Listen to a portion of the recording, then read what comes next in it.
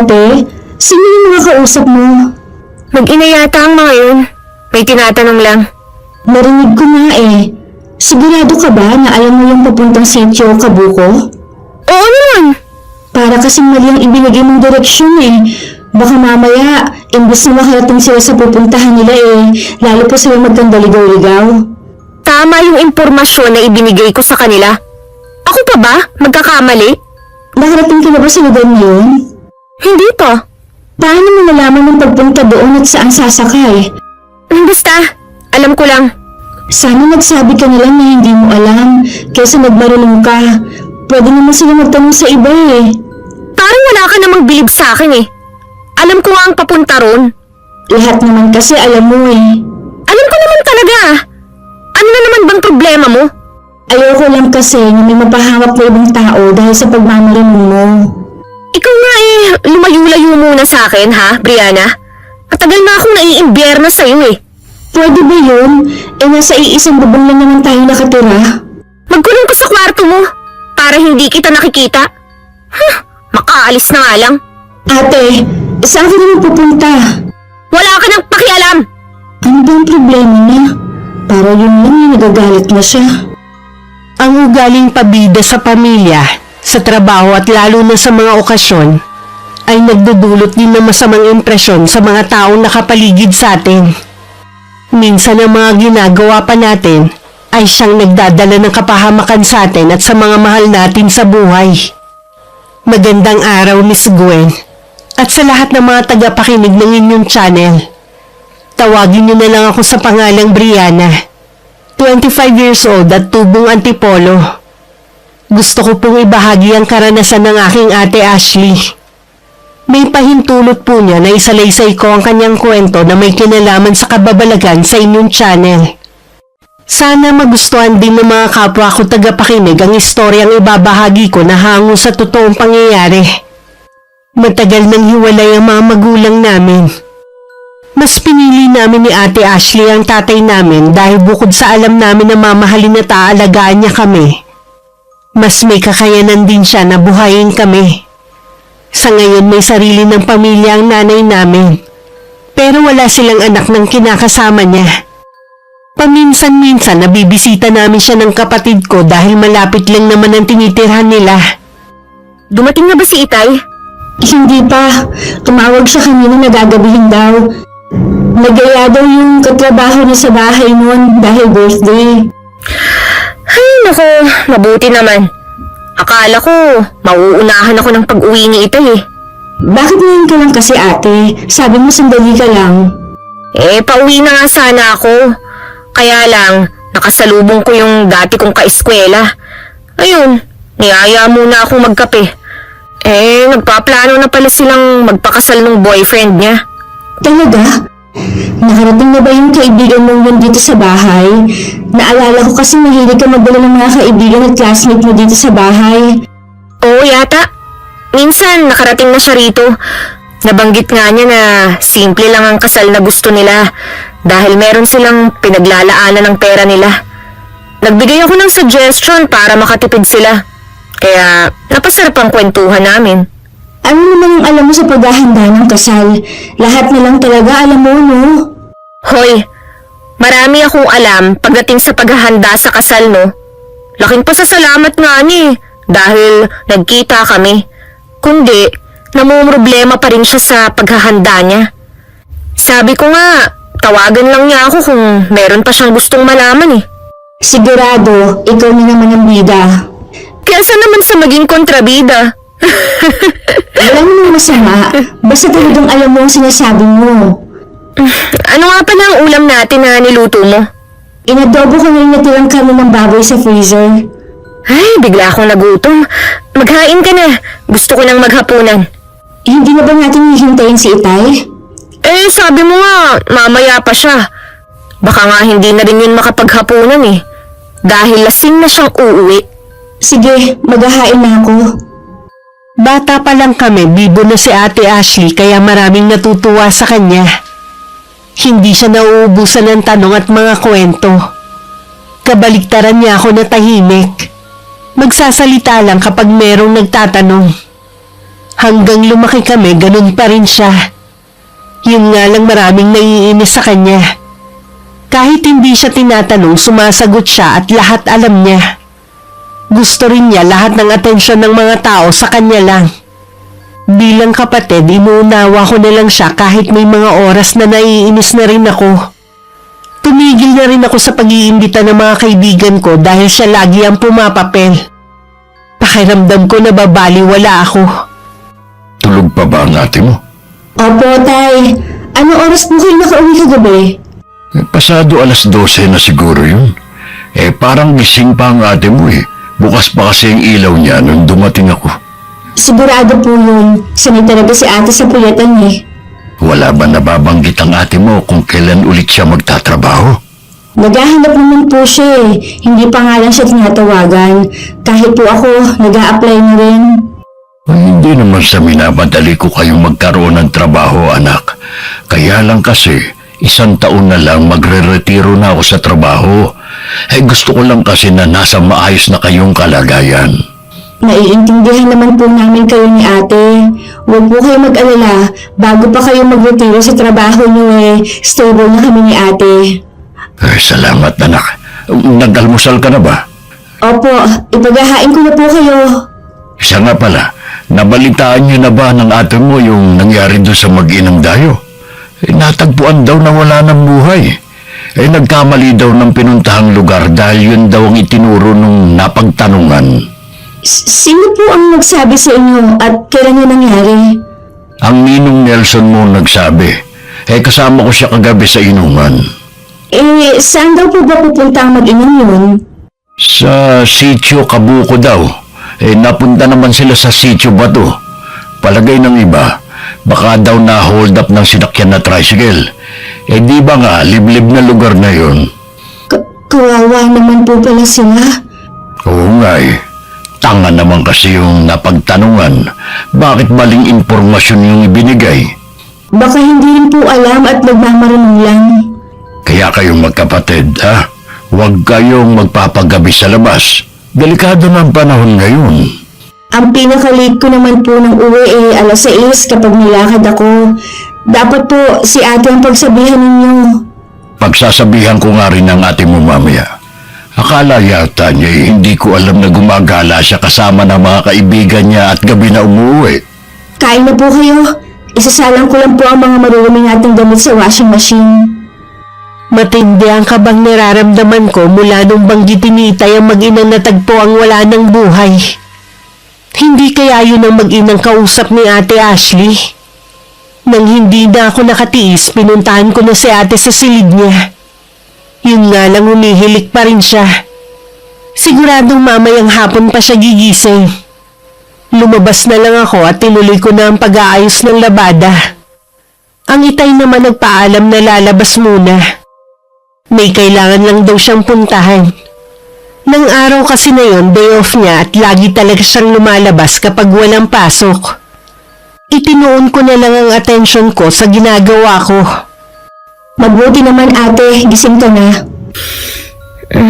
Anong ulam? Nagugutom na ako eh. Nagprito lang ako ng galunggong. Umalis na naman ba si Itay? Oo.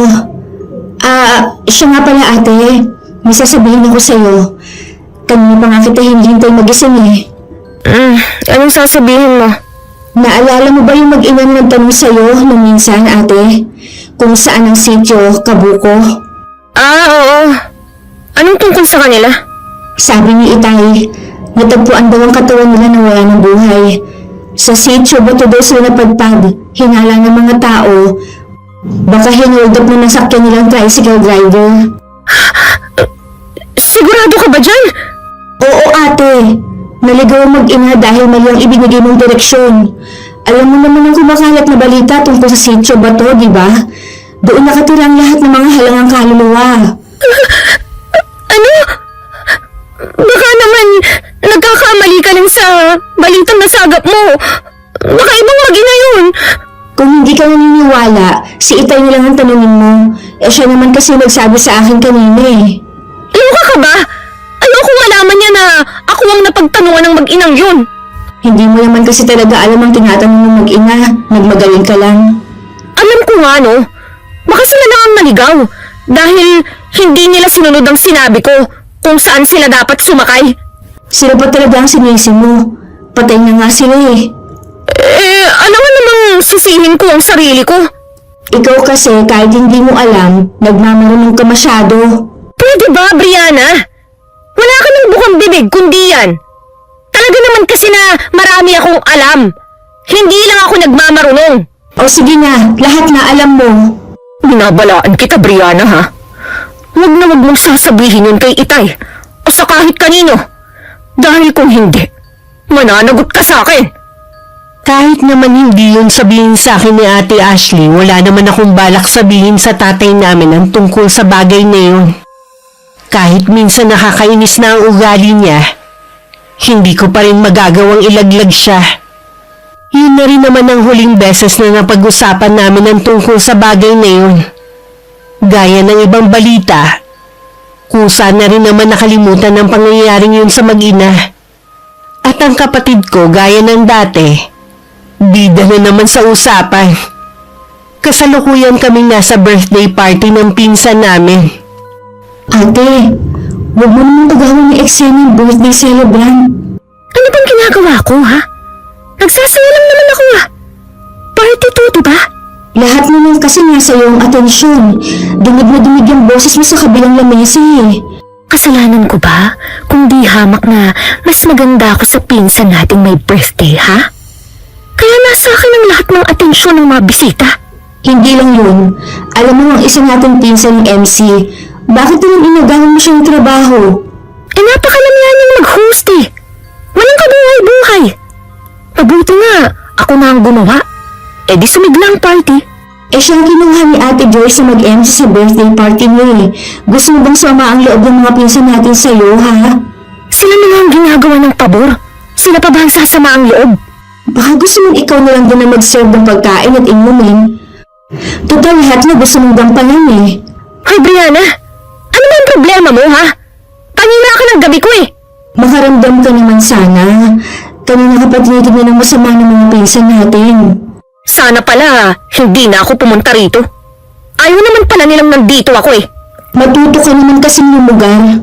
Oo na! Diyan ka na nga! Naiiling na lang ako habang sinusundan ng tingin ng papalayong si Ate Ashley. Kaya ako lang naman siya napagsasabihan dahil sa mga sinasabi ng mga pinsan namin sa kanya. Binansagan na nga siya ng isang tiyahin namin na pabidang ate. Dahil siya ang mas matanda sa aming lahat pero siya na lang ang laging iniintindi dahil sa pag-uugali. Nang lumalalim na ang gabi, isa-isa na rin nag-alisan ng mga bisita. Maging ang pinsan naming may birthday, nagpaalam ng magpapahinga. Nagpaalam na rin ako uuwi. Iniwan ko na ang ate ko na abala pa sa pakikipagkwentuhan sa ibang bisita. Umuwi ka na pala. Hindi ka man lang nagpaalam. Busy ka pa kasi eh. Ayoko masira ang gabi mo. Napansin mo ba yung kausap ko kanina, ha?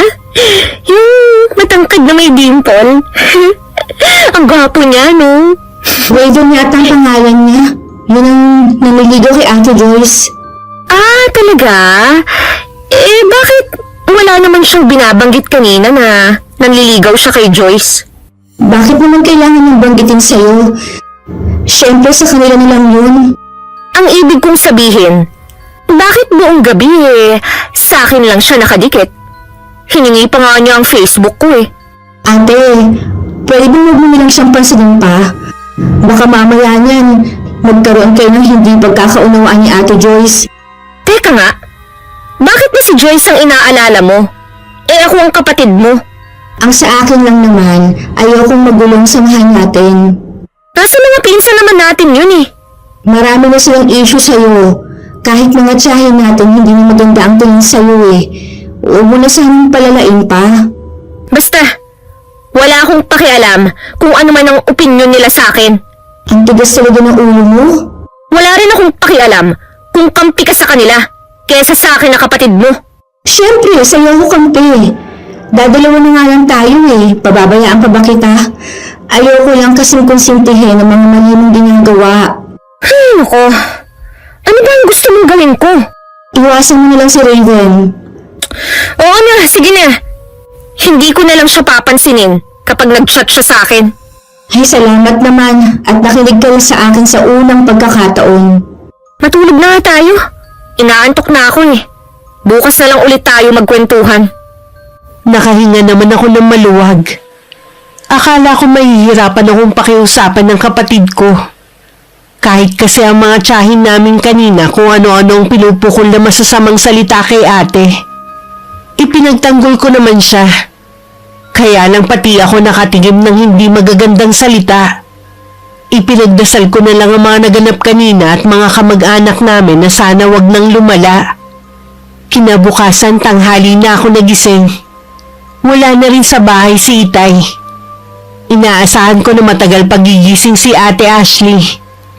Pero nagulat ako na ilang sandali lang bumangon na rin siya. Bakit ang aga mong gumising? May lakad ka ba?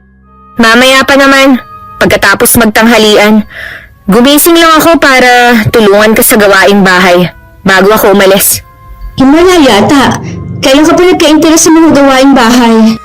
Wala naman sigurong masama, di ba?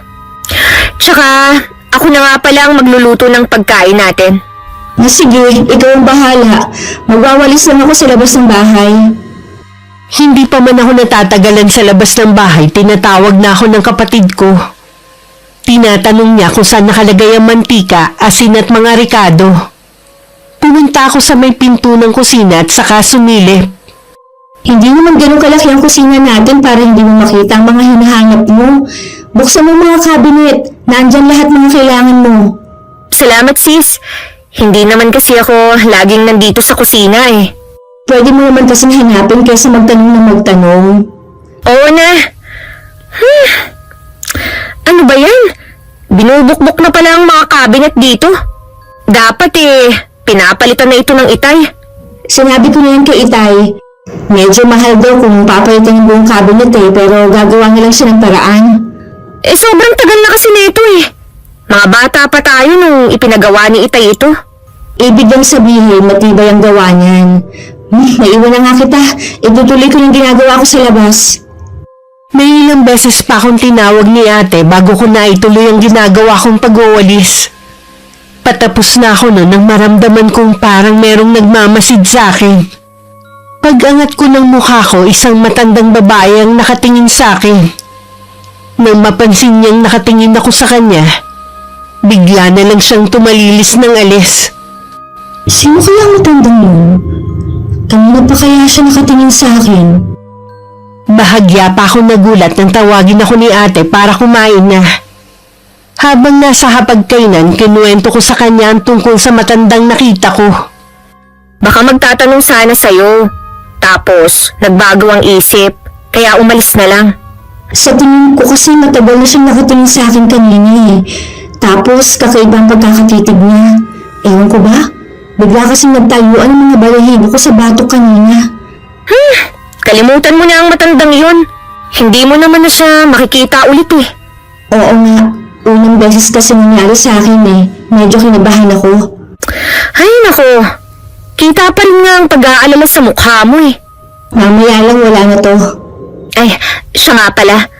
Ikaw nang bahala sa pinagkainan natin ha. Mag-aayos na kasi ako eh. Akala ko ba mamaya ka pa aalis? Kasi tumawag kanina yung kaibigan ko habang nagluluto ako na kung pwede agahan na lang namin ang pagkikita ngayon. Basta huwag ka lang magpapaabot ng gabi. Alam mo naman na delikado na ang panahon ngayon. Yun ang sabi ng Itay. Madilim na siguro ako makakauwi. Pero hindi naman ako aabuti ng hating gabi. Tatawag na lang ako sa'yo. Okay, sige. Mag-iingat ka. Ikaw ba, Brianna? Hindi ka ba naiinip dito sa bahay? Lagi ka na lang nakakulong dito eh. Akala mo lang hindi ako lumalabas. Pero pumupunta ako sa bahay ng mga pinsan natin. Mabuti ka ba? Kasundo mo ang mga yun. Mababait naman sila Kailangan mo lang matutong makisama.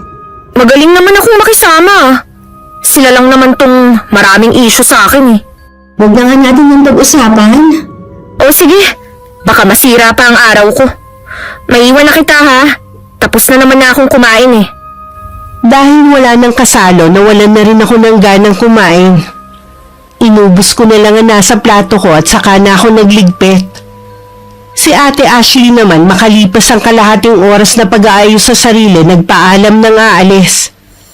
Iginugol ko naman ang oras ko sa paghahanap ng trabaho online. Umaasa akong sana matanggap na ako kahit maliit lang ang sahod. Hanggang mapagod, dumidlip muna ako. Malapit na nung dumilim nang magising ako. Maaga rin dumating ang itay ng araw na yun. Ang ate mo, Umalis po siya kanina. Sabi ko huwag magpapagabi. naghahanap kasi ng accountant yung kaibigan ko. Baka gusto niya mag-apply. Matagal na po naghahanap ng trabaho si ate. Sigurado susunggaban niya na yan. Sana nga tanggapin niya ang trabaho kahit hindi ganun kalaki ang sahod. Gusto ko na kasi maging abala na siya sa trabaho para hindi siya pinag-iinitan ng mga tiyahin niyo. Mayroon po bang sinasabi ang mga kamag-anak natin kay ate? Oo kinausap ako ni Tita Rose mo. Pangaralan ko raw ng magandang asal ang ate mo. Para namang kay babait ng mga anak niya. Si ate Joyce lang naman po ang mabait sa mga anak niya. Hindi ko alam kung anong problema nila sa ate mo. Magaling naman siya makisama. Dahil ba dun kailangan nilang sabihan ng pabida ang kapatid mo? Kasi po tay, minsan sumusobra na rin po si ate Ashley sa ginagawa niya. Yung ugali po niyang yun ang dahilan kung bakit siya natanggal sa trabaho dati. Ha? Akala ko ba'y kusa siyang umalis dahil toxic ang mga katrabaho niya? Lahat na daw pinapagawa sa kanya kahit hindi na niya trabaho. Yun lang pong dahilan niya sa inyo para hindi kayo magalit. Kuya po ng classmate kong nagpasok sa kanya doon kaya ko po nalaman. Siya po ang toxic sa mga katrabaho niya. Ikaw ba'y may problema din sa ugali ng ate mo? Minsan po, kaya pinagpapasensyahan ko nilang po siya. Kahit ano naman po ang mangyari, kapatid ko pa rin po siya Tama yan. Kahit ikaw ang mas bata, kung ikaw naman ang masigit na nakakaunawa, intindihin mo na lang ang ate mo. Kakausapin niyo po ba? Hindi ko pa nga alam Kaya lang sabi ng Tita Rose mo, galit daw ang mga pinsan niyo sa ate mo. Ano ba kasi nangyari sa birthday ni Joyce? Marami po tay. Hindi niyo lang po napansin kasi late na kayo dumating. At ang mga pinsan ninyong lalaki ang kausap ninyo noon. Kaya hindi niyo po napansin ang tensyon. Kaya nga sabihin mo sa akin. Una po, kinuha niya po ang atensyon ng mga bisita. Imbis na ang atensyon nila na kay Ate Joyce. Inagawan din po niya ng mic ang isa naming pinsan. At siya ang naging MC ng gabing yun. Parang nga pong siya ang may birthday Kinausap po ako ng mga pinsan namin. Kaya pinagsabihan ko po siya nung gabi na yun. Kaya lang, nagtalo lang kami. Kaya pala maaga kang umuwi ng gabing yun. Sa tingin ko po tay, nasira ni ate ang gabing yun ni Ate Joyce. Baka po yung dahilan kung bakit nagagalit si Tita Rose. Sa sobrang kaabalahan ko rin sa trabaho, hindi ko na kayo nasusubaybayan. Pasensya ka na anak ha. Hindi naman po kayo nagkulang sa amin. Baka po yun na talaga ang ugali ni ate. Nakuha niya sa nanay niyo ang ugali niyang yun at sa akin naman ang ugali mo. Sana po magbago na si Ate Ashley. Masakit din po kasi sa akin ang mga sinasabi nilang hindi maganda Kapag may ginawa o may nagalit ulit sa ate mo, sabihin mo sa akin ha. Ako na ang bahalang umayos. Opo tay. Nagluluto pa lang ako nang tumawag si Ate Ashley na pauwi na. Pero wag na raw namin siya hintayin sa hapunan dahil busog pa naman siya. Hanggang makatapos na lang kami ng hapunan, hindi pa rin siya nakakauwi. Patingin-tingin na rin si Itay sa orasan sa dingding. Nang hindi na makatiis, sumilip na siya sa bintana. Kanina pa nagsabi na pauwi na raw siya pero hanggang ngayon wala pa rin. Ngayon naman po nangyari ang ganito. Kapag kasi tumatawag si ate na pauwi na, madalas nasa kanto na siya at nag-aabang ng tricycle. Tawagan mo nga ulit ang ate mo. Nag-chat na po ako sa kanya pero tatawagan ko na rin. Hindi po kaya meron lang siyang dinaanan? Maaga pa naman kung tutuusin. Sana tumawag ulit siya kung malilate siya ng uwi. Ayaw pong sagutin ni ate. Lalabas muna ako. Dito ko na lang siya hihintayin. Ilang beses pa akong tumawag pero puro ring lang ang naririnig ko sa kabilang linya. Sumilip din ako sa labas ng bintana. Nakita ko din si Itay na hindi mapakali at palakad-lakad. Nang malobat ang cellphone ko, tinigil ko na ang pagtawag. Lalabas na sana ako ng bahay para samahan si Itay na makarinig ako ng humintong tricycle sa tapat namin. Pagsilip ko sa may bintana, si Ate Ashley ang dumating. O, Tay, bakit po kayo nandito sa labas ng bahay? Kanina pa kasi kami nag-aalala sa'yo eh. Sabi mo kasi pauwi ka na. Pauwi na naman po talaga ako eh. Kaya lang po, nasira yung sinasakyan kong tricycle. Lahat po ng dumadaan eh, punuan ng sakay. Sana nag-reply ka man lang o tumawag ulit. Pasensya na po, Tay, ha? Nasa bag ko kasi yung cellphone ko eh. Hindi ko na po talaga inilabas to. Dahil mahirap na. Lalo na, nasa nakakatakot na lugar po ako. Mag-iingat lang naman po akong ma-hold up. Kumain ka na ba? Opo, Tara na sa loob. Meron din kasi akong sasabihin sa'yo. Ako na nagbukas ng pinto nang malapit na sila. Nakahinga naman ako ng maluwag nang makita kong ayos na si Ate. Nang sulyapan ko si Itay, maaliwalas na ang mukha niya. Hindi katulad kanina na bakas ang pag-aalala. Baka nagugutom ka, ate. Ipaghahain kita. wag na sis. Busog pa ako eh. Titingnan ko mamaya kung magugutom ako. Ano nga po palang sasabihin niyo sa akin, Tay? Naghahanap kasi ng accountant ang kaibigan ko. Baka gusto mong tanggapin ng trabaho. Yun nga lang, maliit ang sahod kumpara sa dati mong pinapasukan na company. Sige po, Tay. Susubukan ko. Naiinip na rin po kasi ako dito sa bahay eh. Tatawagan ko ng kaibigan ko ngayon. Maiwan ko na muna kayo, ha? Talaga bang nasiraan lang ang sinasakyan ng tricycle? Ang totoo niyan, may nangyari. Ano naman? Habang namamasyal kami ni Raven, may biglang matandang lumapit sa amin. Hindi ko maintindihan ang sinasabi niya. Tapos nung nasa paradahan na ako ng tricycle, nagpakita na naman siya. Mabuti na lang, hindi pa umaalis si Raven. Nagpalipas muna kami ng oras hanggat hindi umaalis ang matandang yun. Sandali lang, ate. Magkasama kayo ni Raven? Akala ko ba, ate, nag-usap na tayo? Naiiwasan mo na lang siya alang-alang kay Ate Joyce. Ang kulit niya eh. Tsaka, wala namang masama kung makikipagkaibigan siya sa akin eh. Ate naman, hindi na maganda ang tingin ng mga kamag-anak natin sa'yo. Wala akong pakialam sa kanila, no? Kailangan nating makisama para kapag nangailangan tayo ng tulong, pwede natin silang malapitan. Itaga mo sa bato, Brianna. Hindi ako hihingi ng tulong sa kanila. Huwag ka sana magsalita ng tapos, ate. Mabuti pa nga siguro. Putulin na natin ang koneksyon sa kanila eh. Sinasabi mo lang yan dahil kay Raven. Hindi mo malang naisip ang mararamdaman ng pinsan natin. Sinabi na ni Raven na wala na siyang interest kay Joyce. Mas di hamak daw kasi akong maganda, palakaibigan, at nakasundo ko agad ang mga kaibigan niya. Hindi katulad ng pinsan natin. Masyadong mahiyain. Oh, bakit ka na naman umiiling-iling dyan? Wala. Hindi ko kasi alam kung hanggang kailan kita may pagtatanggol eh. Hindi mo naman ako kailangang ipagtanggol. Kaya ko ang sarili ko. Hindi na lang ako sumagot. Isa pa sa ugali ni Ate ang hindi nagpapatalo kahit siya ang mali. Ilang sandali pa bumalik na si Itay na abot tenga ang ngiti. Masama naman ang tingin sa akin ni Ate na parang winawarningan ako. Nakausap ko na ang kaibigan kong si Ronnie. Bukas daw ng alas 9 ng umaga, pumunta ka na sa opisina niya, anak. Sige po, Tay. Pupunta po ako bukas. Magtulog na po ako, tay. Inaantok na po kasi ako. Ang aga pa para matulog, ah. Mabigat po kasi ang pakiramdam ko eh. Itutulog ko na lang po ito, tay. Sige. Magpahinga ka na nga. Mag-uusap lang kami ng ate mo. Good night po sa inyo. Ano kaya ang problema ng kapatid mo?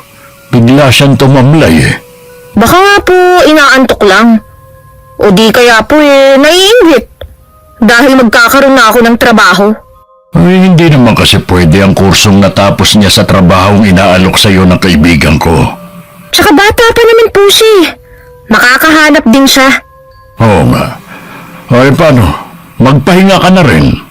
Sige po, Tay. Pinili na rin ni Itay na huwag banggitin kay Ate Ashley ang tungkol sa mga reklamo sa kanya ng mga tiyahin namin. Umaasa kasi siya kapag nagkaroon na ng trabaho ang kapatid ko, magbabago rin ang ugali nito. Naisip niyang sa edad na 25, isip bata pa rin si ate.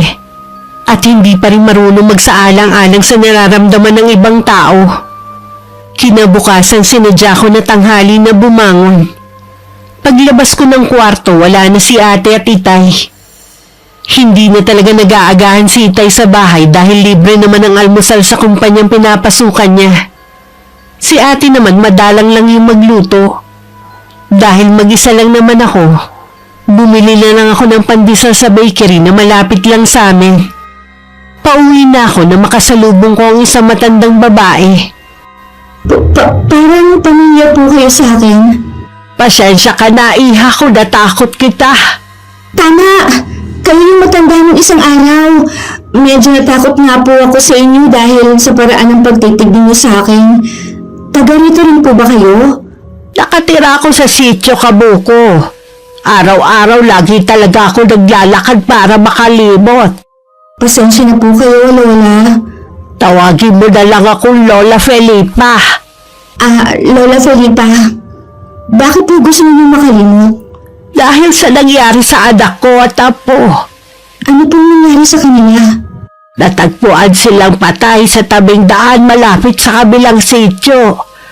Papunta sana sila sa bahay ko eh. Yun ang unang beses na makikita ko sana ang aking apo. Anak at apo niyo palang naging biktima ng hold up. Nahuli na po ba yung suspect? Hindi pa, iha. Hindi na rin ako umaasa pa. Sa mga tulad naming mahihirap, wala naman talagang hustisyang nakakamit eh. Lola, tara po muna sa loob ng bahay namin. Kumain muna kayo. Hindi na, iha. Salamat na lang. Pauwi na rin naman ako sa amin eh. Kung ganun po ipapara ko na lang po kayo ng tricycle. Wala akong dalang wallet, iha. Maglalakad na lang ako gaya ng ginagawa ko. Huwag na po kayo mag-alala. Ako na po ang magbabayad. Gusto ko lang pong makauwi kayo ng ligtas sa bahay ninyo. May kasama po ba kayo sa inyo? Oo, iha. Meron naman.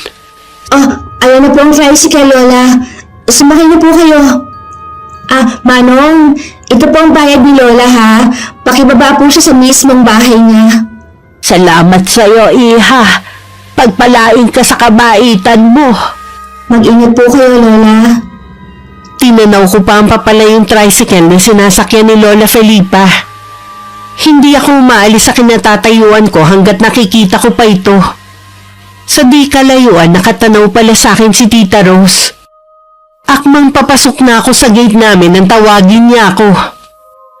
Tita Rose, kayo po pala. Nasa na ang pabida mong kapatid, ha?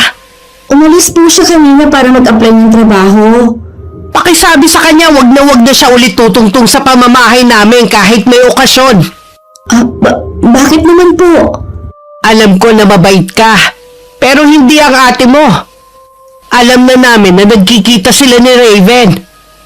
Masyadong nasaktan ng anak ko dahil sa ginawa niya at maging nung birthday nito. Pasensya na po, Tita Rose, sa mga ginagawa ni ate. Wala na tayong magagawa. Hindi na naman siya magbabago eh. Pinagsasabihan naman po namin siya ni Itay. Siya nga pala. Huwag ka basta-basta makikipag-usap sa mga hindi mo kilala. Nakita kasi kita na nakikipag-usap dun sa matanda.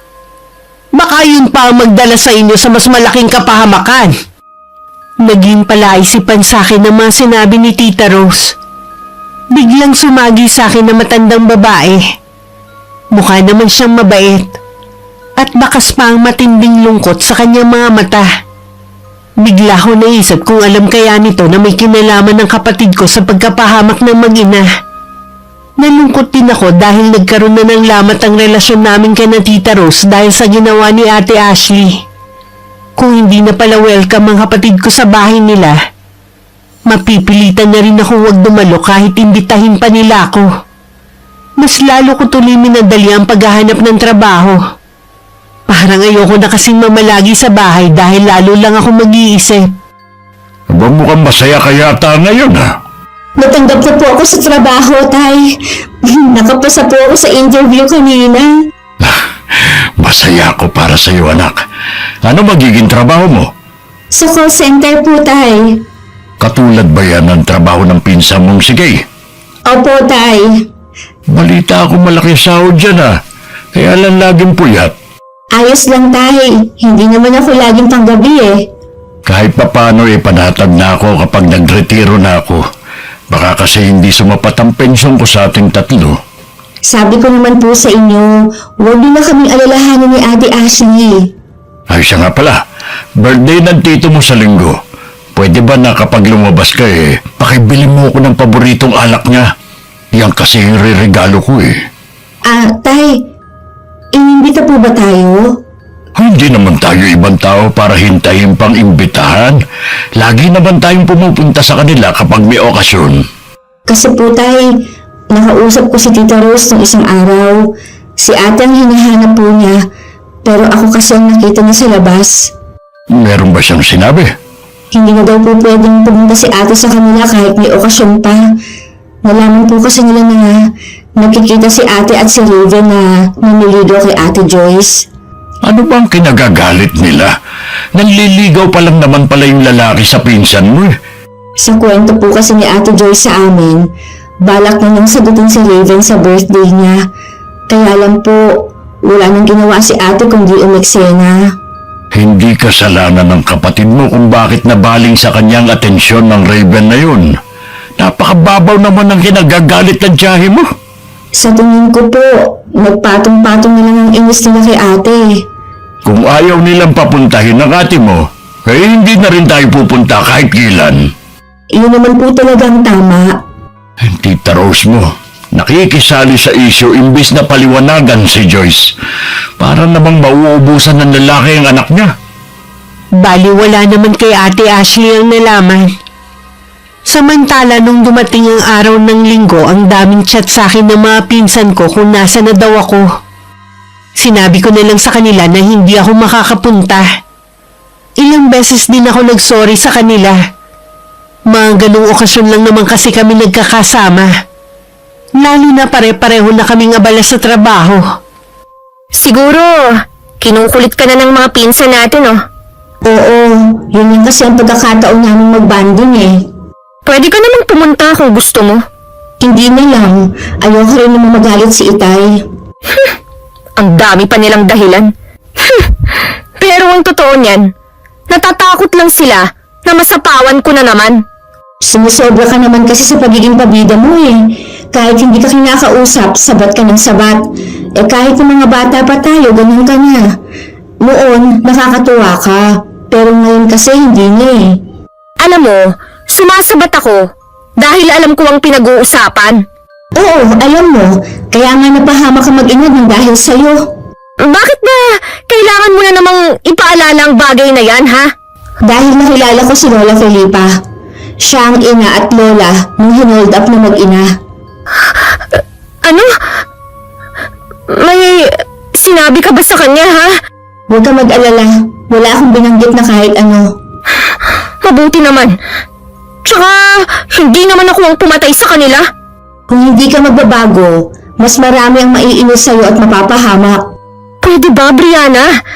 Total naman may trabaho na tayo pareho. Huwag mo na nga akong pakialaman. Mag-focus ka na lang sa trabaho.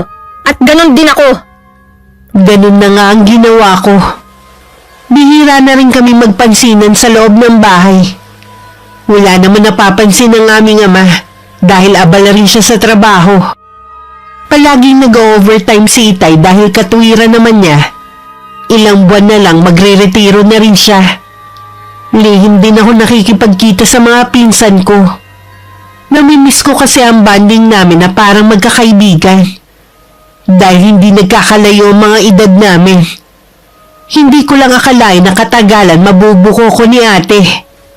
Akala mo yata, hindi ko malalaman. Lihim kayong magkikita ni Joyce sa labas. Ate, Huwag ka namang magtangkang magsinungaling. Nakita ko kayo sa isang fast food. dati pa naman namin yung ginagawa eh. Sila ang masasabi ko na malalapit kong kaibigan. Di ba nga? Ang sabi ni Itay, lumayo ka na sa kanila. Ipapaliwanag ko kay Itay. Alam ko maiintindihan niya ako. Sige, tingnan natin.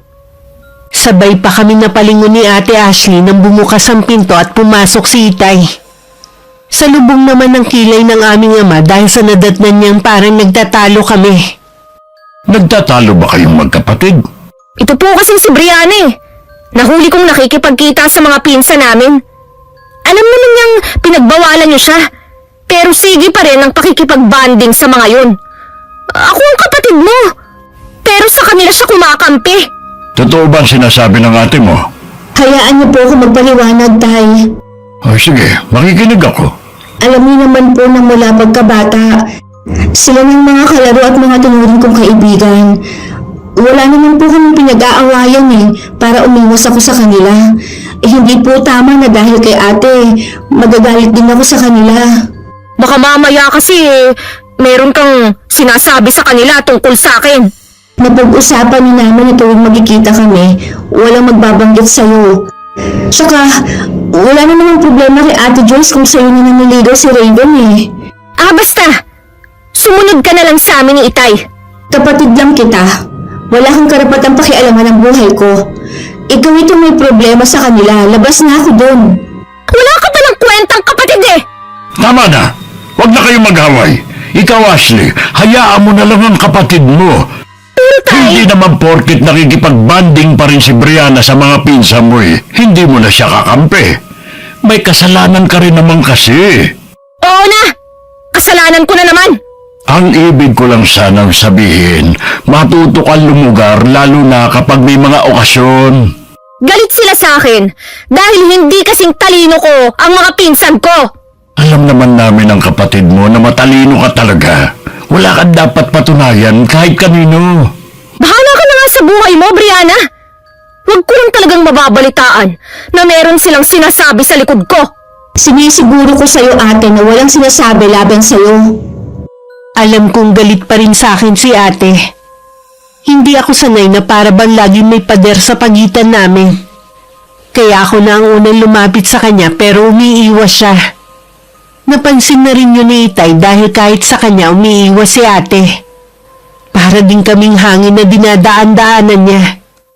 Ilang buwan pa lang si ate sa trabaho niya pero pagdating ko sa bahay nadatnan kong nagtatalo sila ni Itay. Ano pong nangyayari dito? Huwag kang mangialam dito. Isa ka pa eh. Eh bakit ka ba nagagalit ha? Brianna, iwan mo muna kami ng ate mo. Meron lang kaming mahalagang pinag-uusapan. Sige po, Tay. Hindi man lang kita nakitaan ng pagsisisi sa ginawa mo.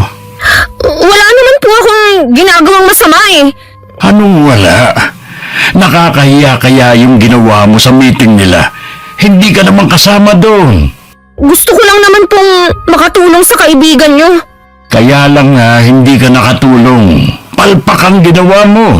Nagbakaw tuloy ang investor dahil sa'yo.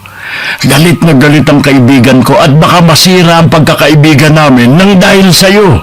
Sorry, Tay. Hindi ko naman alam na ganun ang mangyayari eh. Wala na tayong magagawa. Humingi ka na lang ng tawad sa ginawa mo.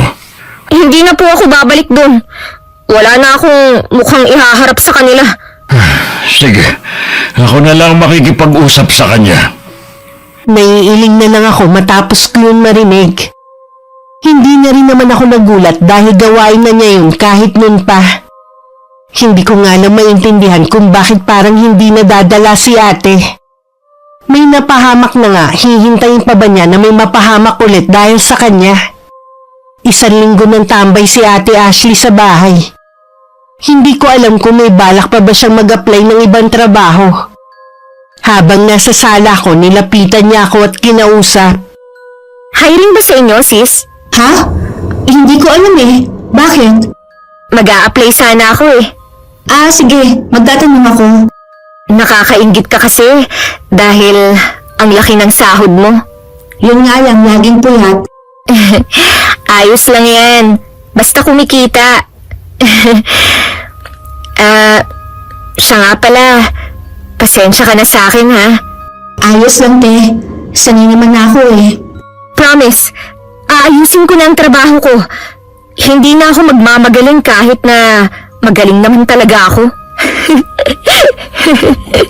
Ate, kung gusto mo talaga magtagal sa trabaho, hindi lang dapat sa trabaho magaling, kundi kung paano mo ilulugar ang sarili mo para wala kang maapakang tao. Oo na. Gusto ko na rin namang maregular sa trabaho eh. Gusto ko kasing makaipon. Kaya mo naman yan. Oo nga pala. Saan mo nabili yung cellphone mo? Sa mall. Ako, dapat nagsabi ka sa akin. May alam ako na maganda tsaka mura lang na bilihan ng cellphone. Sigurado na napamahal ka pa dyan. Okay na rin na sa mall ako bumili. Baka kasi maloko pa ako at peke ang mabili ko kung basta lang akong bibili sa labas. Alam ko naman kung sino ang mga legit na seller, no? Sayang din kasi yung matitipid mo sana eh. Ganito na lang. Kapag may kakilala ka na gustong bumili ng cellphone gaya ng sayo, sabihan mo ko, ha? Oo, te. Maiba nga pala ako. Nakikita mo pa ba yung matandang sinasabi mo? Oo, naglalakad siya minsan. Madalas ko siyang makita kapag papasok na ako sa trabaho. Hindi kaya may sira yun sa utak? Bakit siya lakad ng lakad? Mukha namang matino si Lola Felipa dahil nakausap ko siya. Kahit ano naman ang gawin niya, hindi na maibabalik ang mag-inang yun. Alam naman niya yun. Hindi nga lang ganun kadaling tanggapin dahil pagkatapos ng ilang taon, noon lang sila makikita ng kanyang anak at unang beses din niya makikita ang apo. Ang malas naman niya pala. Malas talaga dahil ikaw ang napagtanungan. Ito naman eh, huwag mo na akong sisihin. Ang sabihin mo, hanggang dun na lang talaga ang buhay nila. Hanggang ngayon, naaawa pa rin ako sa kanila. Lalo na dun sa matanda. O sige, hindi na kita aabalahin sa pamamahinga mo. Nang pumasok ako sa trabaho, nalaman kong hiring ang kumpanya namin. Nagtanong na rin ako sa HR kung pwede bang mag-apply ang kapatid ko. Pwede naman daw pero hindi kami pwedeng magka-team. Kailangan hiwalay ng department. Habang pauwi ako, bigla ako natakam sa pianono. Kaya naman sa may bakery na ako bumaba para bumili. Doon lang kasi nakakabili nun at bihira sa ibang bakery. Malapit na ako sa bahay nang makita ko nagtatalo ang kapatid ko at si Tita Rose. May mga kamag-anak naman na umawat sa kanila. Ano ba ang nangyari, te? Hindi ako ang nag-umpisa. Si Tita Rose ang bigla na lang lumapit sa akin. Noon pa, galit na siya sa akin eh. Eh sana hindi ka nilang sumagot. Tsahin pa rin natin siya. Respeto naman sana. Napuno na ako sa kanya eh. Nananahimik na nga ako eh. Narinig ko na nagbanta siya sa'yo. Baka mamaya sa sobrang galit niya ano na ang magawa niya sa'yo? Hindi naman ako natatakot sa kanya, no? Subukan niya lang talaga. Ano ba kasi yung pinagmula ng away niyo? Kung ano-ano kasi ang pang-iinsultong sinabi niya eh. Hindi ko alam kung paano niya nalaman ang tungkol sa dati kong trabaho.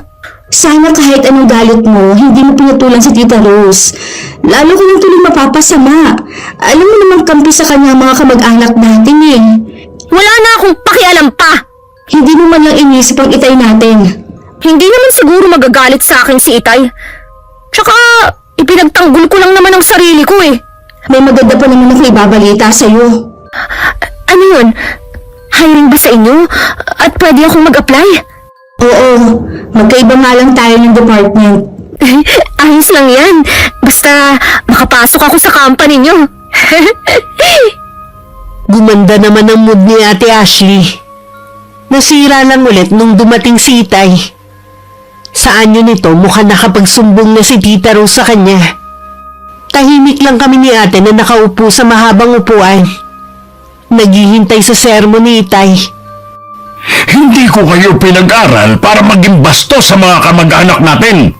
Si Tita Rose naman po kasi ang nagsimula eh. Nagpapahangin lang ako sa labas. lumapit siya sa akin para lang insultuhin ako. Sapat na dahilan ba yon para sigawan mo siya at sagutin siya sa harap ng maraming tao? Nagdilim na po kasi ang paningin ko kanina eh.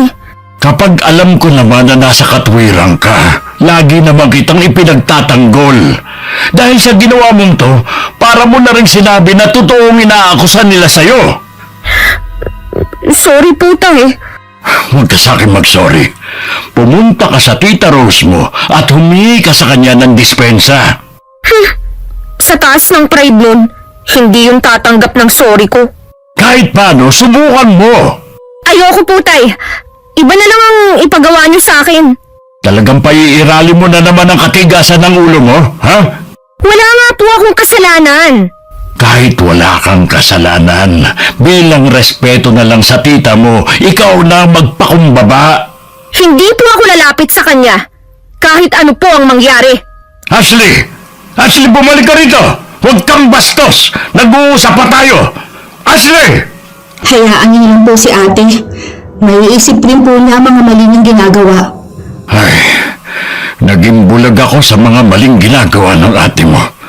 Baka akala niya dahil hindi ko siya pinapagalitan noon, tama na lahat ng ginagawa niya.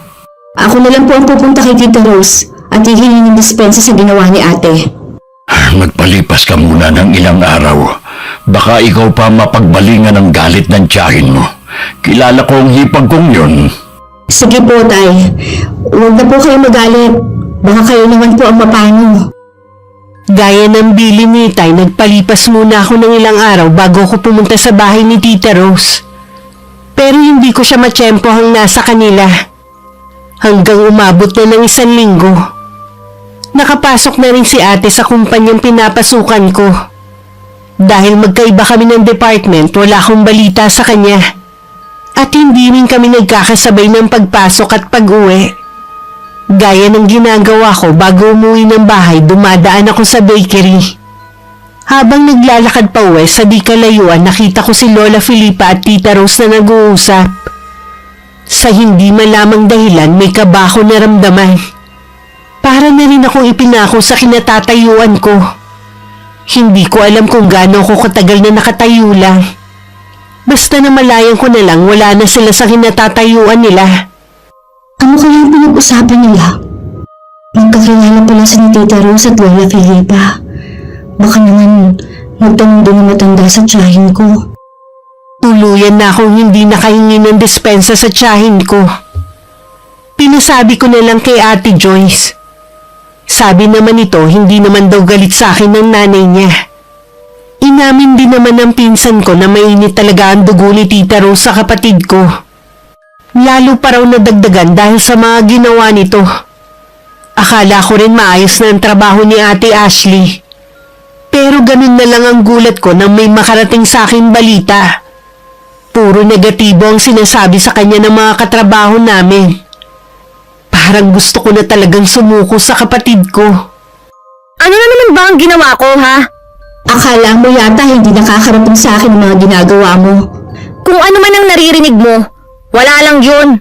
Mga inggit lang ang mga yun. Mahalin mo ang trabaho mo kung gusto mo magtagal dito. Ano pa ba ang ginagawa ko? Masipag naman akong pumasok, ah. Ginagalingan ko naman ang trabaho ko para hindi ka mapahiya. Ayoko lang kasi na magkaroon ka na naman ng kaaway. Iba-iba ang mga tao dito. Hindi natin alam ang iniisip nila. Huwag mo sana masamain ang sinasabi ko sa'yo, ate. Kung makapagsalita ka, parang ikaw ang mas matanda sa atin, ah. Hindi na importante kung sino ang ate sa atin. Basta makinig ka naman, kahit alang-alang na lang kay Itay. Alam kong para akong nakikipag-usap sa hangin. Pero kahit papano napangaralan ko ulit si Ate Ashley. Bahala na siya kung susundin niya ako o hindi. Nagpasya na rin kasi ko na wag na siyang pakialaman pa sa mga ginagawa niya. Kung gusto niya magpa-impress na magaling siya sa lahat ng gawain, bahala na siya. Malamang yun talaga ang ugali niya. Ang malaki ang bilib sa sarili. Sana lang sa pagtagal matutunan din ni ate ang mahalagang aral sa pag-uugali at pakikipagkapwa-tao. Lola Filipa! Ay, ginulat niyo naman po ako sa bigla ninyong pagsulpot. Kamusta na po kayo? Ayos lang ako, Iha. Balita ko maganda na ang trabaho mo. Natutuwa ako para sa'yo. Salamat po, Lola. Tuloy po muna kayo sa bahay. Hindi na, Iha. Dito na lang tayo mag-usap. Baka ito na rin ang huling beses na makikita mo ko. Bakit naman po? Magpapakalayo-layo na po ba kayo? Napapagod na kasi ako Gusto ko na lang pumirmi sa bahay ko. Ganun po ba? Nalulungkot naman po ako dahil hindi na tayo makikita. Lagi kang mag-iingat, ha? Kayo din po, Lola Felipa. Mag-iingat din po kayo. Kahit pangalawang beses ko palang nakakausap si Lola Felipa, nakakaramdam na ako ng lungkot. Dahil hindi ko na siya makikita na naglalakad dito sa lugar namin. Bala ko rin sana siyang pasakayin sa tricycle. Pero napansin ko may kasama siyang dalagita. Bago naglakad palayo, lumingon pa sa akin ng matandang babae at saka kumaway. Kilala mo pala ang matandang yun? Kayo po pala, Tay. Anak ni Lola Felipa ang mag-inang hinold up. Talaga? Kaya siguro bigla na naman siyang lumabas sa bahay niya. Matagal na kasi nung huli ko makita ang matandang yun Paano niyo po siya nakilala taga-sitio Kabuko po si Lola? Dati ang nakatira dito bago sila lumipat ng sitio noon. Ganun po ba? Ay maiba nga pala ako. Kumusta ang ate mo sa trabaho? May mga narinig po ako na hindi maganda. Pero ayoko naman po makialam sa kanya. Matanda na po siya para malaman ang ginagawa niya. Oo nga. Alam ko nahihirapan ka na sa pakikisama sa kapatid mo. Sumobra man po ang bilib niya sa sarili niya. Kaya akala niya lahat ng bagay alam niya na. Umaasa pa rin ako na balang araw magbabago din ang kapatid mo. Dahil abala o sadyang hindi ko lang pinapansin si Ate Ashley, tanging si Itay lang ang nakakapansin sa biglang pagbaba ng timbang ng kapatid ko. Hindi na rin nakatiis si Itay na hindi siya kausapin. Dahil pakiramdam niya may sakit na si ate. Ashley, may sakit ka ba na hindi sinasabi sa amin? Wala po, Tay. Bakit yun naman naitanong? Ang laki kasi ng ipinayat mo Para kang hindi kumakain. Ano ba kayo, Tay? Ayos lang po ako. Bakit hindi mo tignan na sarili mo sa salamin na makita mo ang itsura mo? Lagi naman po akong nananalamin Ang nakikita ko po ang napakaganda niyong anak. Naisip ko na baka hindi hiyang sa'yo ang trabaho mo ngayon. O baka pinababayaan mo na sarili mo. Hindi po Ayos lang po ako. Huwag na po kayong mag-alala. Tsaka, kapag may nararamdaman naman po ako na hindi maganda sa katawan ko, ako na mismo ang pupunta sa doktor. Tumango na lang si Itay. Pero hindi pa rin siya mapanatag sa nakikita sa itsura ni Ate Ashley. Noon ko lang din napagtuunan ng pansin ng kapatid ko. Nang banggitin ni Itay na parang may sakit nga si ate. Hindi ko po kasi napapansin kung meron bang pagbabago kay ate Sigurado ako na may sakit ang kapatid mo. Kung ihipan ng hangin ng ate mo, siguradong matutumba siya. Pilitin na lang po natin siya magpa-check up. Kung kailangan po, a-absent ako sa trabaho. Ako na lang ang sasama sa kanya. Ang kailangan lang, makumbinsi natin siya. Sige po, kakausapin ko po siya kapag dumating mamaya. Salamat anak ha. Sobra na kasi ako nag-aalala sa kapatid mo Hindi rin natuloy ang plano kong pakikipag-usap kay ate. Isang katrabaho kasi namin ang tumawag sa akin para sabihing isinugod ang kapatid ko sa ospital. Dahil bigla na lang nahimatay sa trabaho. Pagdating sa ospital, wala pa ring malay si ate. Mula nang dumating kami, hindi na umalis sa tabi niya si Itay. Noon ko lang din napansin na butot balat na lang si ate. Hindi nga maikakaila na may sakit siya. Ano kaya ang sakit ni ate? Malalaman natin kapag lumabas na ang laboratory test niya. Hindi kasi ako naniniwala na wala siyang sakit. Sana lang hindi malala. Magiging maayos din po ang lahat. Magtiwala lang po kayo. Oo, anak. Siya nga pala. Tawagan mo rin ang inay mo. Kailangan niya malaman na nasa ospital ang kapatid mo. Sige po, Tay. Lalabas lang po ako sandali. Sa hallway ng ospital ko nalang tinawagan si Inay. Kasalukuyan pala silang nasa bakasyon ng kinakasama. Sinabihan ko na lang siya na maayos na ang kalagayan ni ate. Para hindi na siya mag-alala pa at baka bigla pa silang umuwi. Maya-maya lang tinapos ko na rin ang pakikipag-usap. Nakita ko kasi ang doktor na tumitingin kay ate. Baka dala na niya ang resulta ng lab test. Hindi nga ako nagkamali. Pero nagtataka kami sa naging resulta. Nag-request pa nga si Itay na kung pwedeng ulitin ang test kay ate. Dahil doon mas lalo pa kami nagtagal sa ospital. Bakit hindi pa tayo pwedeng umuwi? Wala nga sabi akong sakit eh. Hihintayin lang natin ang resulta ng lab test mo. Duda kasi ako sa unang resulta eh. Mabuti na yung makasiguro tayo bago umuwi. Oo nga, ate. Konting tiis na lang. Pagbigyan mo na kami ni Itay, ha? Ano pa nga bang magagawa ko? May gusto ka bang kainin? Bibili ako sa labas. Kahit ano po, bahala na kayo. O sige, maiwan muna kayo rito ng kapatid mo. Oh, ikaw na muna ang bahala sa ate mo, ha? Opo, Tay. Sis, talaga bang sobrang payat ko na? Oo. Para ka ng kalansay. Tama nga palang sabi sa akin ng mga kasamahan ko sa trabaho. Pero bakit ganun? Tuwing tumitingin naman ako sa salamin eh, wala naman akong nakikitang kakaiba.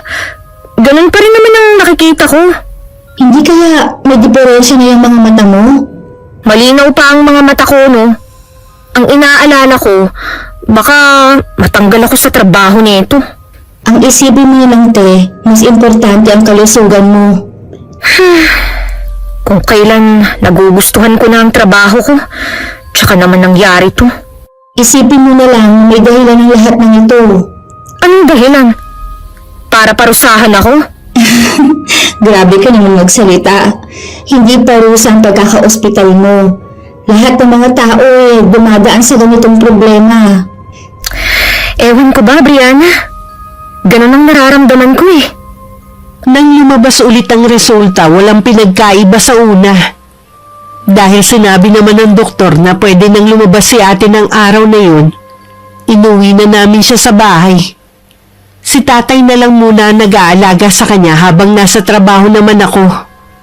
Nagtanong-tanong na rin ako sa mga malalapit kay ate sa trabaho.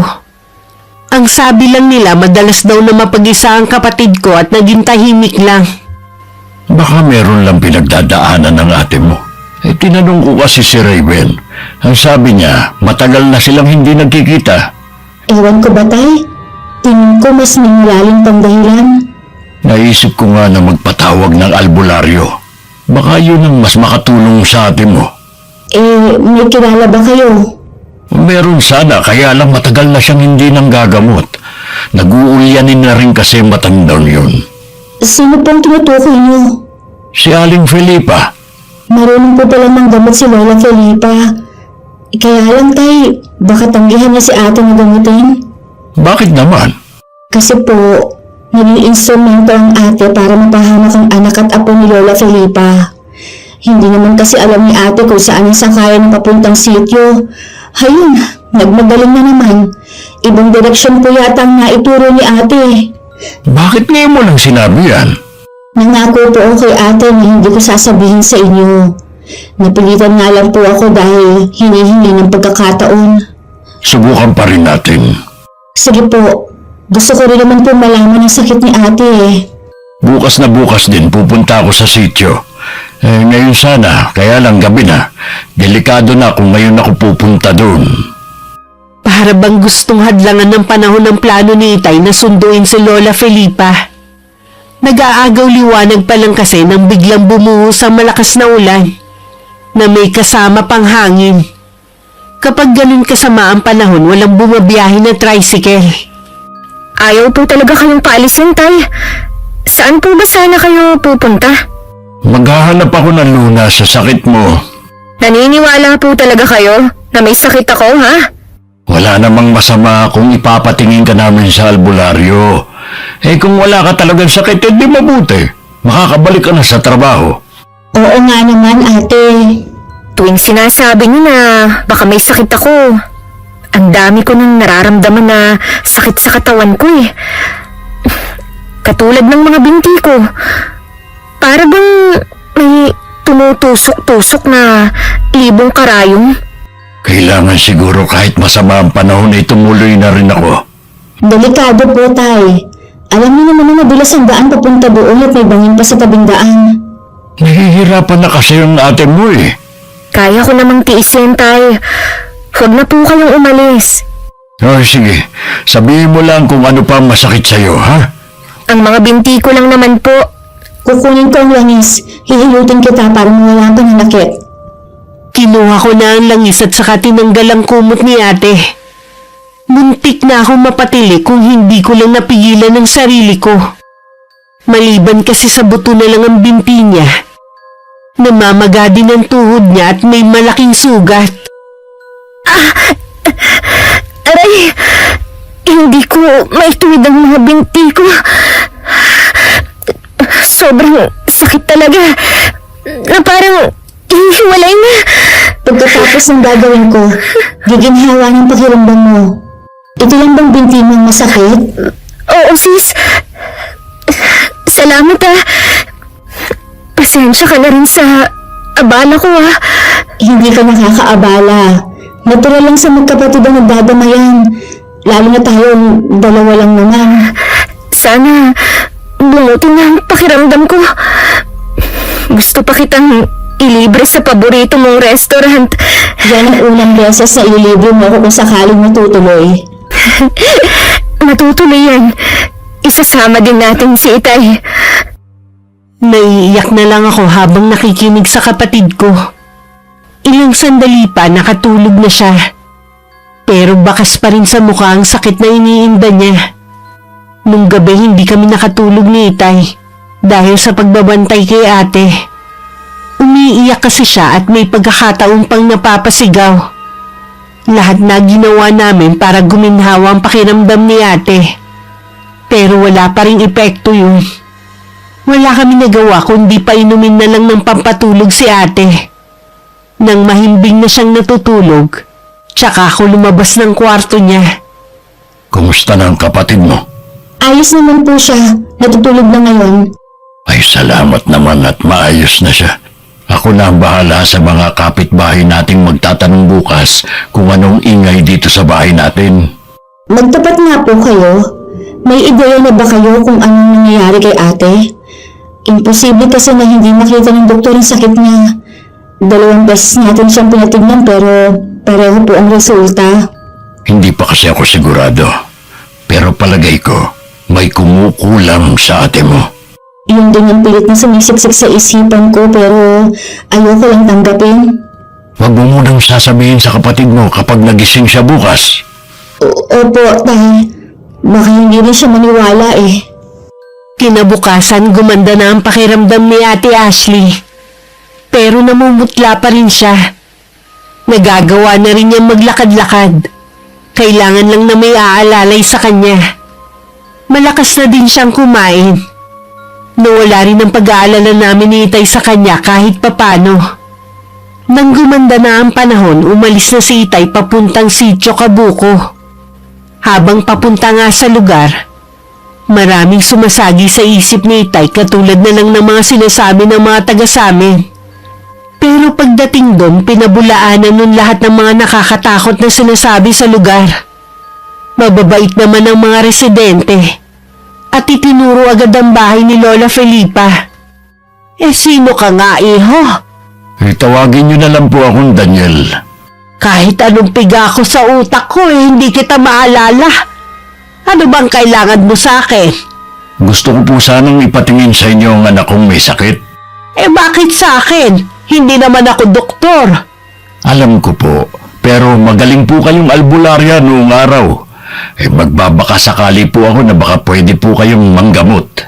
Ayoko mga ako ha, dahil matanda na ako Malaking tulong po sa akin kung sasama kayo at kung papayag ang mga anak at apo nyo.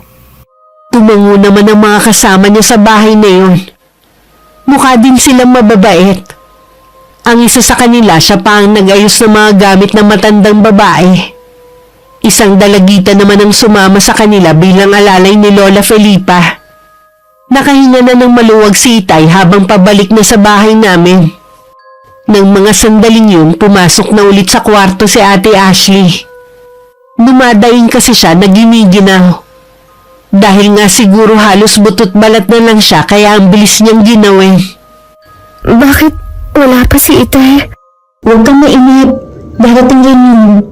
Naiinip na ako.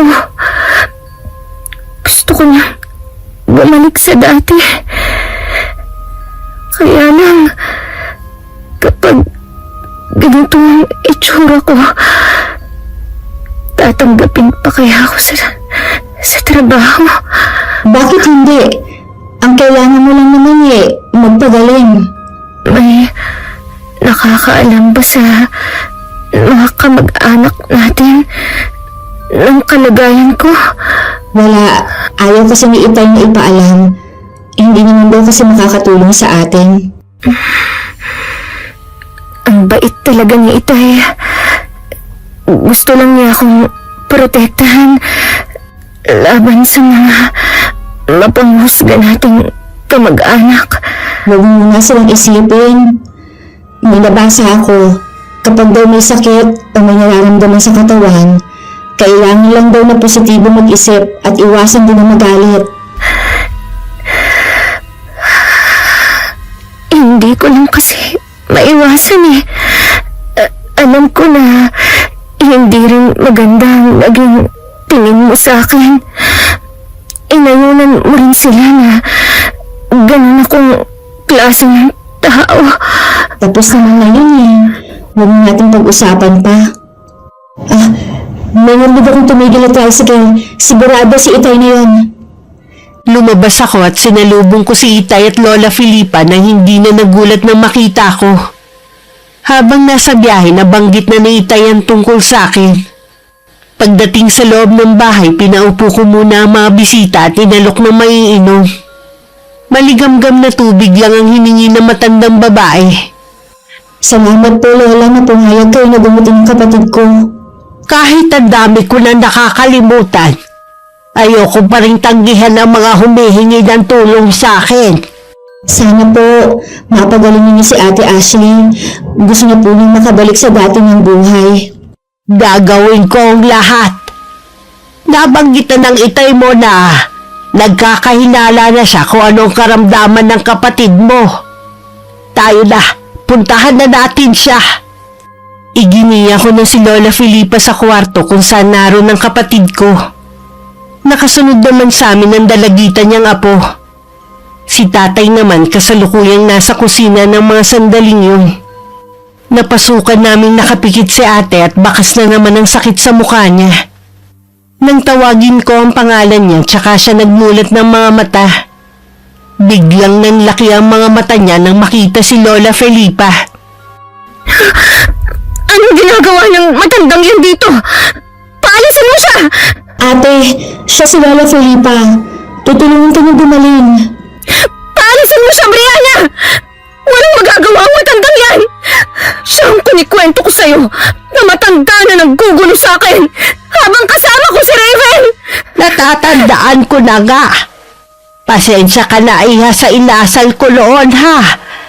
Gusto ko lang naman kasing alisin ang itim na mahika na bumabalot sa'yo noon na pwedeng magpahamak sa'yo. Sinungaling! Lumayas ka rito! Kuminahon ka naman, ate. Huwag ka sumigil dyan. Kung gusto mo akong huminahon, palabasin mo siya rito! Nasa labas si Itay! Bakit niya hinayaan na makapasok ang matandang yan dito sa kwarto ko? Lalabas muna kami ng apo ko. Bumalik na kayo sa pinanggalingan niyo! Ate, ayaw mo bang gumaling ka, ha? Doktor ang kailangan ko! At hindi ang matandang yon! Siya ba ang sinundo ng Itay? Oo, siya nga. Hindi ako makapaniwala na magagawa ni Itay na ipagkatiwala ako sa isang matandang baliw! Ate naman, nasa labas lang sila. Baka mamaya marinig ka. Wala akong pakialam! Lagi ka naman ganyan. Sarili mo lang ang iniisip mo eh. Samantalang ikaw naman ang may kasalanan kung bakit ka nagkakaganyan. Hindi ko naman ginusto na magkasakit ako ah! Hindi nga, pero dahil sa ugali mo. Kaya merong kumulang sa'yo. May nagbigay sa'yo ng sakit. Kaya sana naman makipagtulungan ka na para gumaling ka na. Sabi ko na nga ba, yan din ang naiisip ko. Kung ganun, tatawagin ko na si Lola Felipa. Ayoko nga sa kanya! Namimili ka pa talaga. Tanging siya lang ang makakatulong sa'yo. Kung ayaw mo, di wag. Bahala ka na nga sa buhay mo. Hindi mo man lang iniisip ang kapakanan namin. Gusto mo bumalik sa normal ang buhay mo. Ganon din kami. Gusto ko na rin makapagtrabaho. Walang magagawa ang pag-iyak mo. Kailangan mo rin tulungan ang sarili mo. Sa inis ko, iniwan ko si ate na umiiyak. Siya na nga ang gusto naming tulungan, siya pa ang nag-iinarte. Nasa sala pa rin si Lola Felipa kausap ni Itay. Naupo ako sa tapat nila. Nagpaalam naman si Itay na kakausapin ng kapatid ko. Ashley, Itay! Paalisin niyo ng matandang yun! kalimutan mo muna ang ginawa mong kasalanan sa kanya. Ang importante, gumaling ka. Alam niyo na po. Oo, kahit si Aling Felipa, isinantabi muna yun dahil gusto niyang tulungan ka. Paano po kung hindi niya ako mapagaling? Magaling si Aling Felipa, magdiwala ka sa kanya. Nalaman na nga niya kung sino ang nasa likod ng nangyayari sa iyo. Talaga po? Sinong kumulam sa akin? Ang tita Rose mo. Ganun ba kalaki yung galit niya sa akin? Ang hiling lang ni Aling Felipa, magtiwala ka sa kanya na mapapagaling ka. Opo, Tay.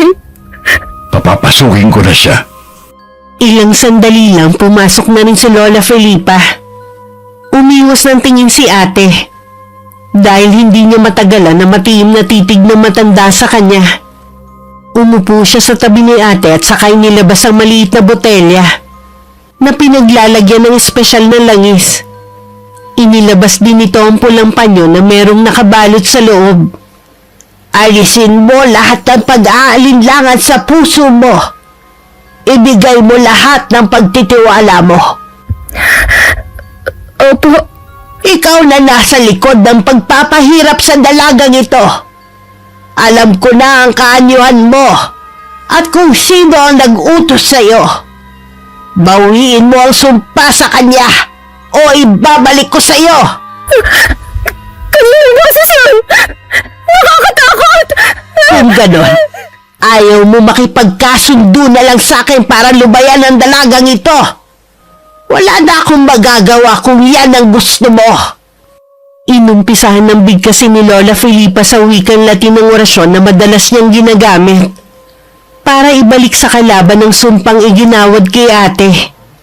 Sa ginagawa nito, parang hinihigop ang buong lakas ni Ate Ashley. Nawalan siya ng malay dahil hindi na niya kinaya. Patuloy naman ang manggagamot sa kanyang ginagawa. Hindi ko siya isusuko sa'yo! Kahit buhay ko pa ang maging kapalit! Naiyak naman ako dahil sa kabila ng nagawang kasalanan sa kanya ni ate. Ginagawa pa rin niya lahat para lang gumaling ang kapatid ko. Lumipas ang ilang oras, naririnig pa rin namin ang orasyon ni Lola Felipa. Mukhang hindi rin sumusuko ang kumukulam kay ate. Bakit hindi pa napabayaan ng ate? Sa tindi ng galit niya, gusto pa niyang pahirapan ang kapatid mo. Ang sama naman niya. Bakit ganun si Tita Rose? Hindi naman siya mismo ang gumawa. Nagbayad lang siya para pahirapan ang kapatid mo. Sa pagkakataong ito, siya ang sumisira ng samahan ng pamilya natin at hindi si ate. Naalala ko tuloy ang pagbabanta niya kay ate. Ito pala ang plano niya. Palagay ko hindi rin niya inaasahan na ganito ang mangyayari. Baka gusto lang niya naturuan ng leksyon ng kapatid mo pero hindi niya alam kung gaano kadelikado. Kahit ano pa po ang dahilan niya, hindi pa rin tama ang ginawa niya. Uy, saan ka pupunta, Brianna? Babalik din po ako kaagad. Pinuntahan ko ang bahay ni na Tita Rose pero wala siya doon. Nagtataka naman si Ate Joyce kung bakit ko hinahanap ang nanay nila. Pinili ko na lang na manahimik. Wala namang kinalaman ng mga pinsan ko sa ginawa ng kanilang ina. Hindi na kailangan na madamay pa sila. Pakisabi na lang kay Tita Rose na sana maayos na ang gusot sa pagitan nila ni ate. Pamilya pa rin tayo. Hindi tama na mag-aaway tayo dahil lang sa maliit na bagay. Lingid sa akin, nasa loob lang ng bahay si Tita Rose at narinig ang sinabi ko. Sa isip niya nagpapasalamat siya dahil hindi ko siya ibinuko sa mga anak niya. Sa kabilang banda, naiintindihan ko rin siya dahil sa pagmamahal niya sa kanyang mga anak. Kaya nakagawa siya ng isang bagay na alam ko naman na pinagsisisihan na niya. Marami namang pagkakataon na naging mabuti siya sa amin. Lalo na nung iniwan kami ni Inay. Pagbalik sa bahay, nasa sala na ulit si Lola Felipa. Hapong-hapo ang kanyang anyo. Hindi na dapat siya napapagod sa kanyang edad. Magaling na ang kapatid mo. Kailangan lang niya ng pahinga. Maraming salamat po sa inyo, Lola Felipa. Pasensya na po kung napagod kayo. Wala ito, Iha. Ang mas importante, ligtas na ang kapatid mo. Lola, may itatanong sana ako sa inyo. Ano yon, Iha? Nakita ko po kayo nung nag-uusap ni Tita Rose. Ano pong pinag-usapan ninyo nun? Siya ang nagsabi sa ginawa ng ate mo. Nagalit ako nung una sa nalaman ko. Pero sa bandang huli, pinatawad ko na lang ang kapatid mo. Maraming salamat po. Napakabuti po ninyo. Sa bawat pagkakamali natin, may natututunan tayo. Naniniwala ako na nagising na sa katotohanan si Ashley. Maging aral sana sa kanya na hindi sa lahat ng oras siya lagi ang bida. Bigyan din niya ng pagkakataon ng iba na ipamalas din ang kanilang galing. Bata pa lang po kami, malaking nambilib ni ate sa sarili niya. Nadala niya yun hanggang ngayon. Siguro naman, magtatanda na siya. O paano, Iha? Aalis na kami ng apo ko, ha? Itatawag ko na po kayo ng tricycle. Habang nakatanaw sa papalayong tricycle na sinasakyan ng maglola, pinlano ko nang lagi kong dadalawin si Lola Felipa sa kanila. Pumasok lang ako sa loob ng bahay nang mawala na sa paningin ko ang sinasakyan nila. Napasukan ko nagising na si Ate Ashley. Mabilis ko siyang nilapitan at niyakapan ng mahigpit. Salamat sis ha. Dahil sa inyo ni Itay, gumaling ako. Hindi mo kailangan magpasalamat.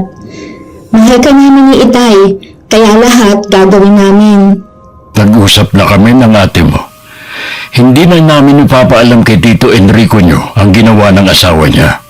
Basta makita lang namin ng ate mo na nagsisisi siya sa ginawa niya. Kilala po natin si Tita Rose. Isipin na lang po natin ang mga ginawa niyang kabutihan sa atin noon. Siguro, ganoon lang ang isang ina. Nakakagawa ng kamalian kapag ang anak mo ang nasasaktan. Balang araw, magiging nanay rin tayo. Tsaka natin siya mas lalong mauunawaan. Araw ng linggo ngayon, pumunta tayo sa simbahan para makapagpasalamat sa Diyos. Kaya mo na ba maglakad, ate? Oo, bumalik na naman ang lakas ko. Hindi namin nakalain na makikita namin si Tita Rose at ang buong pamilya niya sa simbahan. Lumapit si ate sa kanya at nag-usap sila.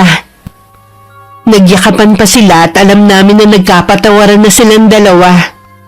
Mas magaan talaga sa dibdib kapag pinili natin na magpatawad kaysa pairalin ng galit at pride. Sa ngayon ikinasal na si Ate Ashley at kasalukuyan nagdadalang tao. Ako naman sa ibang kumpanya na nagtatrabaho at nakatira pa rin sa bahay ni Itay na 3 taon ng retirado. Pareho kami excited sa pagdating ng bagong miyembro ng aming pamilya. Maraming salamat po sa pagpili ng kwento naming magkapatid, Miss Gwen.